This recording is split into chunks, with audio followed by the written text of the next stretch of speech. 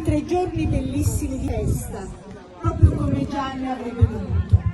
Abbiamo visto tanti ragazzi sorridere, alcuni vincere, altri perdere, ma sempre con grande rispetto per l'avversario, che era l'unico vero successo che auspicavamo come famiglia per questo torneo. Nel ricordo di un grande amante dello sport e dei giovani, come era mio marito.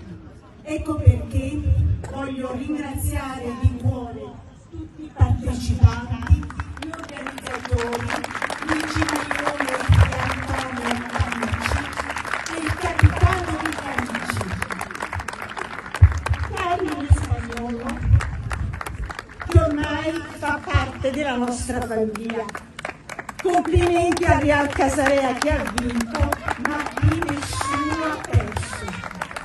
In memoria